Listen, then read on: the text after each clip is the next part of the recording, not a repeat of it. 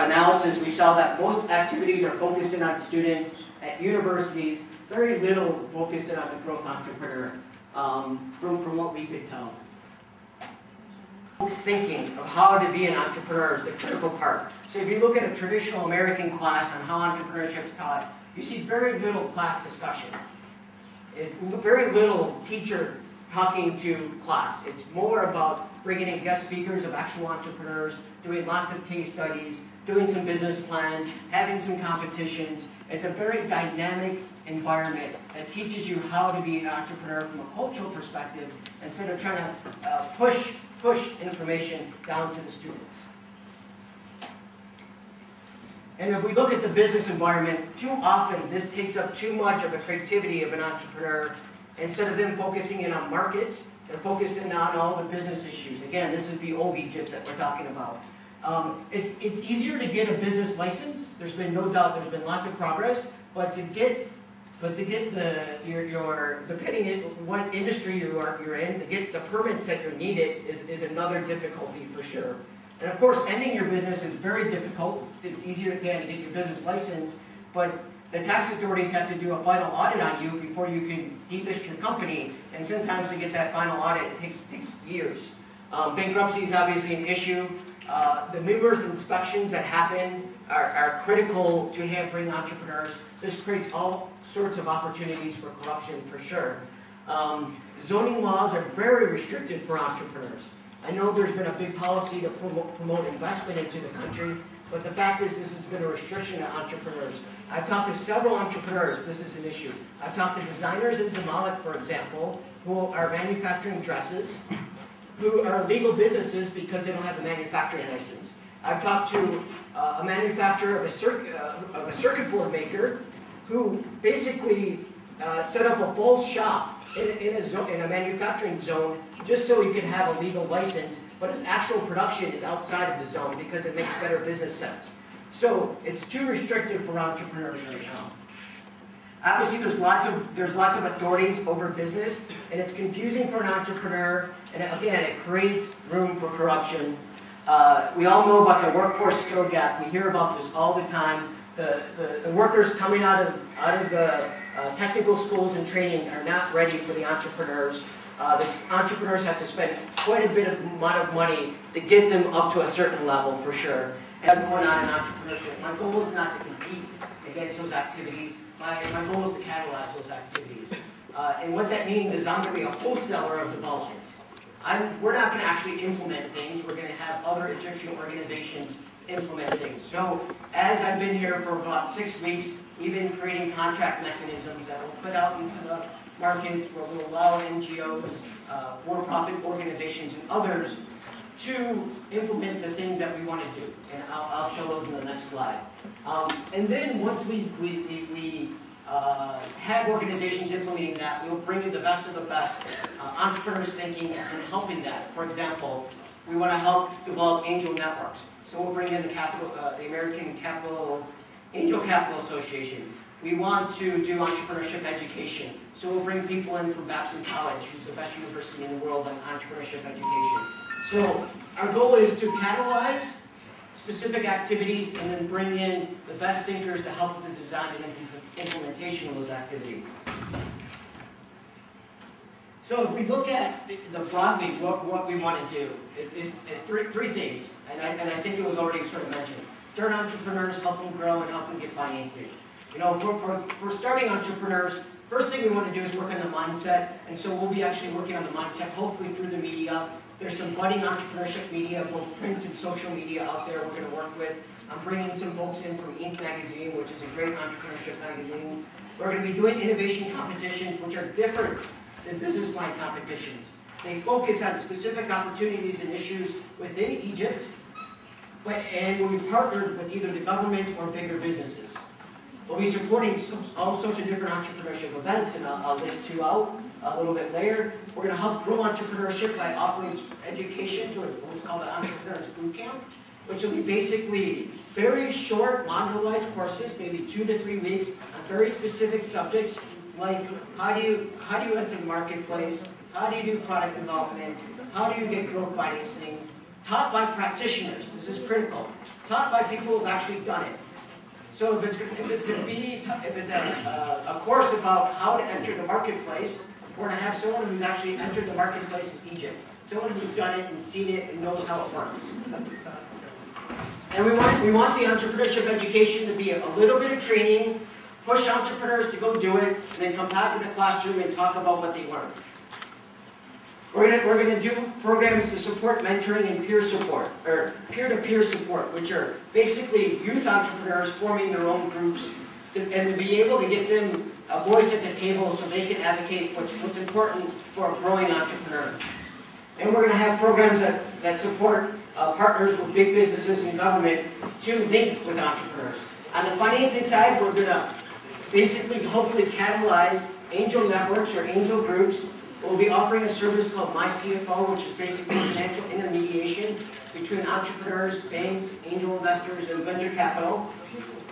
We hope to bring in investors from the region to Egypt, or we'll bring entrepreneurs to that region, to the Gulf, to pitch to them to get financing. And again, we'll bring in another delegation, hopefully during Global Entrepreneurship Week in November.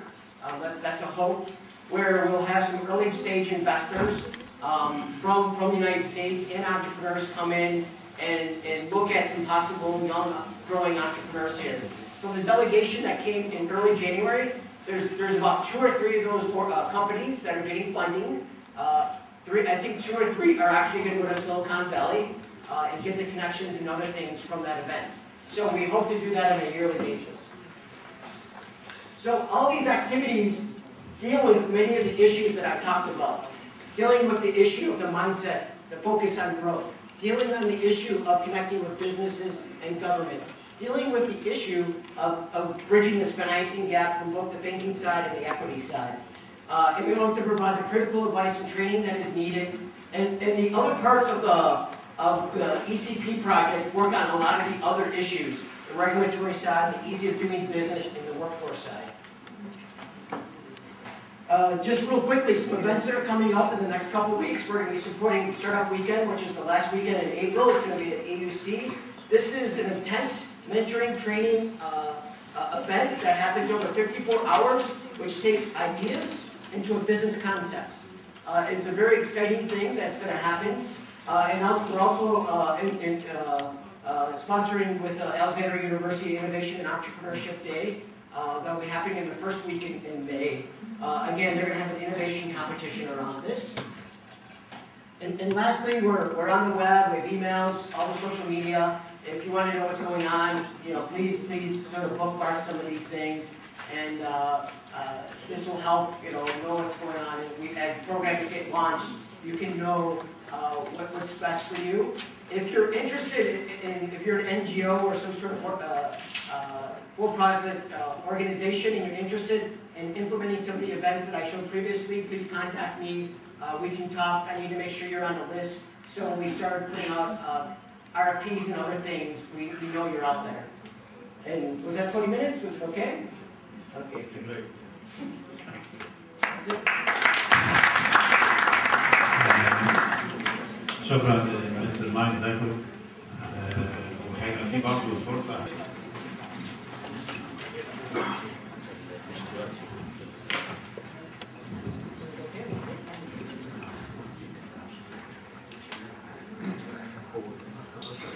بسم الله الرحمن الرحيم. في البدايه انا بشكر الساده المنسقين المؤتمر والساده الضيوف. انا هتكلم بايجاز عن المشروع بتاعي. عملته ليه؟ عملته عشان شفت حوادث بتحصل كتير جدا في محطات المترو. يعني ناس بتقع من كتر الهرجله وناس زحمه كتيره بيندفعوا حوادث كتيره، وللاسف الوسائل الاعلام ما بتغطيهاش، ما بتجيبش الكلام ده كله. ليه بقى؟ لان يعتبروا ده موضوع يعني راي عام. تمام؟ انا عملت منظومه، المنظومه دي بتشتغل كمبروسر، كبس هواء، وانا هتكلم بايجاز عن المشروع.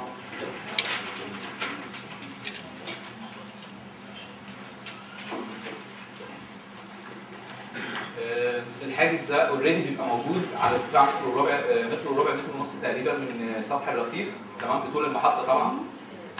بمجرد ما بيجي القطر بينزل الحاجز دوت، وبعد ما الناس بتركب وكده اهو بيرجع دايركت على طول. كده انا يعني بتفادى الوقوع ان حد يقع، لان دي تحت طبعا القضبان في كهرباء ضغط عالي. انا بتفادى كده ان حد يقع على القضبان، كمان بتفادى الفراغات ما بين العربيات وبعضها البعض. تمام. وكمان عشان يبقى امان اكتر للراكب. الماكينه بتتركب طبعا في بدايه المحطه، في فراغ قبل المحطه بتتركب الماكينه هناك. اما الحاجز فبيبقى في مسافه الخلوص ما بين الرصيف والقطر. تمام. هنقول مثلا بيتكون من ايه مثلا؟ ده يعني حاجات بسيطه جدا. يعني انا عامله من البلاستيك مضغوط، حاجه اسمها بسكولين. تمام. وكمبروسر كبس هواء، زي كبس زي كبس الباب نفسه بتاع المترو، هو شغال كبس هواء كمبروسر. تمام. فهو الحاجز برضه بيشتغل كده اهو. كمان هنقول مثلا مكوناته مثلا ابواب بسكولين، كمبروسر، خزان هواء، وحده تنقية هواء، نظام DLC كنترولر، سيجنال، رمان بيل، وسائل تثبيت. طبعا في برضه صوره كده للماكينه. هو كده هي مش واضحه قوي، انا لو اعرف كنت جبت الماكين بتاعي معايا كان الموضوع هيبقى بشكل يعني احسن.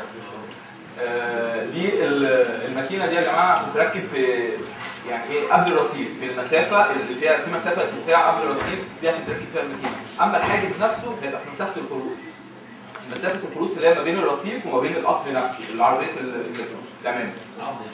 نعم. هيبقى حضرتك في مسافه الخلوص. بالظبط، على طول المحطه كلها.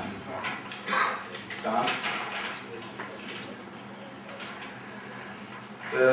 انا المشروع ده يعني قدمته بصراحه للاتحاد الاوروبي، كان المفروض هو يديني يعني سبورت وكده. هو قال لي من 25 ل 50,000 يورو بس، لكن المشروع كان هيتكلف اكتر من كده.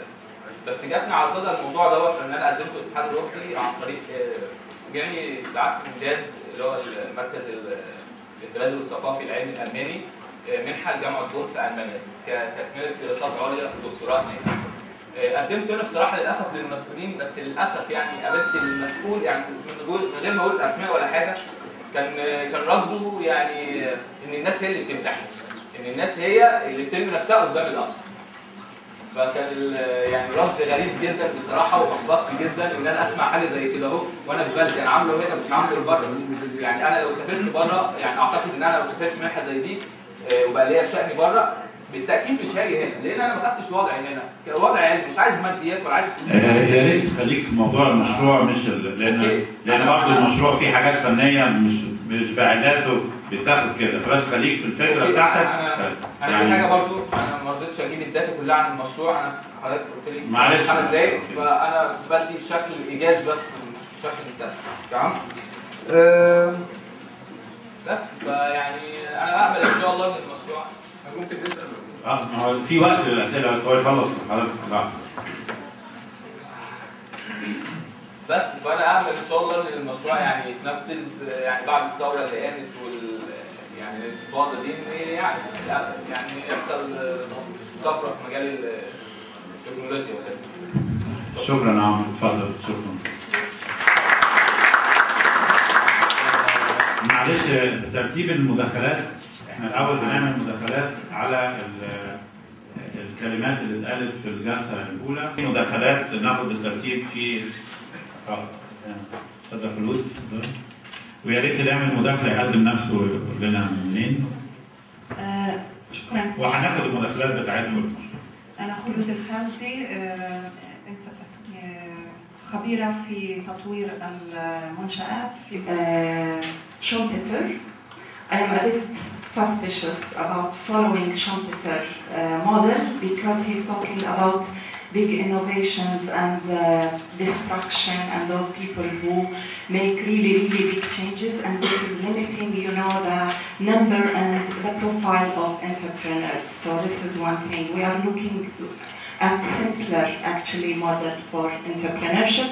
Also regarding entrepreneurship education, I agree with you. If there is an entrepreneurship culture, then there is no need for education programs to teach entrepreneurship. But when you are faced with countries where entrepreneurship culture is lacking or it's very weak, I think until we can meet this gap or bridge that gap, or we build the required entrepreneurship culture, we need entrepreneurship education programs, and that's what we are doing as an ILO. We have a very successful education program and was very successful here in Egypt and in many other countries. And actually, because we teach instructors and teachers, so even the teachers, once they adopt this program, they change their way of teaching so that they become more entrepreneurial. So this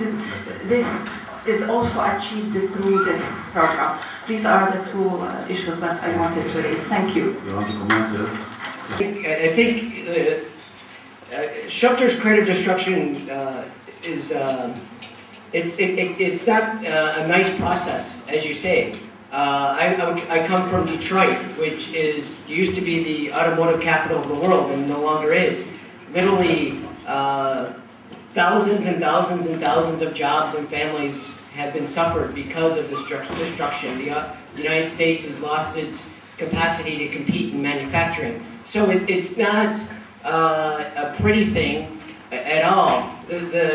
But what happens is that governments try to protect uncompetitive industries. And so it's a natural thing that you can control, but you try to control, and what happens is it limits the creative part. So you're putting more resources in trying to protect industries that can compete, not giving those resources to where the industries and where you can compete.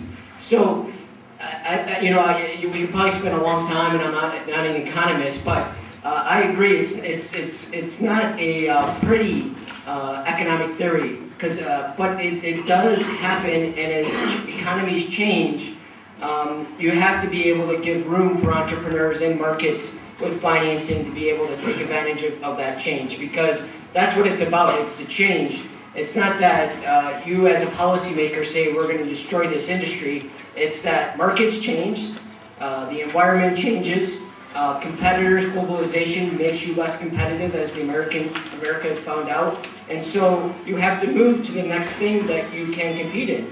As far as that, entrepreneurship education was the second comment you had. I did my MBA at the University of Michigan. I did a class called Urban Entrepreneurship, taught by the 8th richest African American in the country. I don't remember any of the things. We had a book, we had a syllabus, it's training material. I don't remember any of that. What I remember is his stories. His stories on how to be an entrepreneur. How he would run out when the electricity went out, and he'd run out to the electricity truck and convince him to reconnect the electricity. How he'd bring in guest speaker after guest speaker that talks about the issues, whether it be workforce, whether it be financing. Those are the things that I think when you hear the stories, I think we all can relate a lot easier. And so I'm not saying entrepreneurship education is a bad thing. I think it's a very good thing, and there's been statistics that prove it forms entrepreneurship at a higher rate. But the issue is, if you don't create the culture around it, if you don't get the guest speakers, and even, there's successful entrepreneurs in Egypt. Bring them in to do a guest speaking, to teach, to bring the private sector and the education sector together on these things. So I agree with you, entrepreneurship education is very important. Okay, thank you. Okay, so my name is Herfried Nagel, I'm an architect from Germany. I was looking a little astonished that you think only big. For me, when as an architect I have to supply 5,000 offices, I don't begin with a skyscraper. I would try to find a different way. How you are supporting people here, not the big, 100 times small makes big too. So I'm looking for a program for small getting up. اوكي، في حضرتك تهيألي دي تبقى اخر مداخله لو احنا عاوزين نخلص 11 ونص، معرفش. طيب وفي طيب. The question is for Mr. Mike. I think anybody can answer it. I think to give the culture the thing that you mentioned, that we need to have a culture for entrepreneurship. We all understand that an entrepreneur is a risk-taker person, and we were not raised as risk-takers from the beginning. And I think the thing needs to be pushed to the education from the beginning, to be a risk-taker person, even in kindergarten or primary and secondary school. The second question I'm also adding, because to the architect gentleman at the back, I studied in Wichita State University. It's a university in USA where it starts the Pizza Hut in the world. It was 3 students, 2 brothers and another guy. They started Pizza Hut, and they still have to now the original Pizza Hut. It's a place like 2 meters by 2 meters. That's the original Pizza Hut. And then they split. The 2 brothers, they give the Pizza Hut, and the third one is Papa John's. So the 3 Pizza Hut and Papa John's started in the university I started in. And now we're doing the same model in the Bitch University in Egypt, that most of the booths for food are run by students. So we're trying to give them to take risks, very small risks, but can be easily quantified. Take risk and do business, and then they start moving outside the university. Thank you very much. Thank you. I think okay. سؤال الدكتور هاشم اذا كان هيك كمان رد. لاحظنا في المنظومه حضرتك حاطط دور في الهاني كوم، حضرتك دور للجامعه في تنميه رياده الاعمال. احنا من جامعه اسيوط وبنعمل حمله اسمها حمله تصنيع مصر، برجاء يعني القاء الضوء اكثر على دور الجامعات حضرتك في تنميه رياده الاعمال. هو في الحقيقه بمداخلتي that's why I asked. I don't know where to start or what to say and what not to say. Anyway, if dealing with entrepreneurship, it has been developed in this region. If you go back into history, who were entrepreneurs? Phoenicians, the Pharaoh, all the trading which was happening between the Far East and our region to Europe. Risk-taking, insurance itself, the concept of insurance started in our region. Check, تعرفوا شو كلمة check بالعربي؟ صك. But this, I don't, because this is another day. We have done a lot of research on that. What is happening now? During the Ottoman Empire, during the colonial era, we have moved away from creativity and innovation and to be entrepreneurs, and then we started to look at the الوظيفة الحكومية, because it gives you assurance of the security of life and so on. If you want to start any program of entrepreneurship, you have to start with the culture, to start building and developing in the culture. And our problem was that, yes, I said we have been working with a number of universities, but I said because in 20 minutes I cannot say a lot. Now we went, الحين عندنا في المدارس في السكولز we started to develop curriculums, عندنا مناهج at the age of 9. لأنه yes, we can work in developing centers at the universities. It is to boost entrepreneurship, okay, in the spirit of the students. But we found this is going to be at a very late stage. لأنه هو من عمره from the age of 4, okay. All what he is dreaming and his family is feeding him that he has to be مهندس أو طبيب أو طيار أو ضابط, okay? This is all what he knows. So we found that no, this is why we have to tackle it at a very, yes, we deal now with university كمان مش ممكن نحرم الطلاب اللي هم انحرموا لحد ما وصلوا الجامعة إنه not to feed them with entrepreneurship. لكن الحين توجهاتنا الحين when you go to the entrepreneurial culture you have to go to at a very early stage. To develop this concept يا جماعة لازم تضافر جهود الجميع. Okay, and Mike, I don't know. I come from another field. I come from micro and small. And I developed micro and small to grow big. And we were very famous of developing something called entrepreneurs millionaires. Okay. We have hundreds of entrepreneurs that started from $5,000 to $10,000. Today they have millions of dollars. We have the famous Huda Janahi, where George Bush in the World Economic Forum of Davos it was 4 years back, he talked about her. He said, I learned about a lady from the Arab region called Huda Janahi. She entered the program of entrepreneurship from a small cargo company of not more than $5,000. Today she has $17 million. Entrepreneurship is small.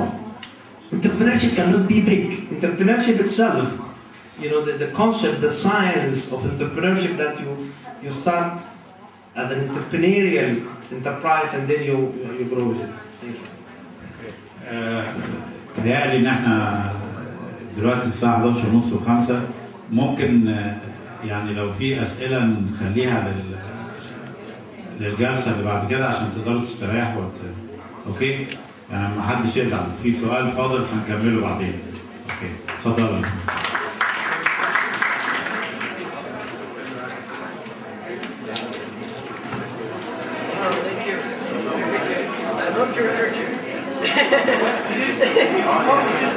We're getting quiet.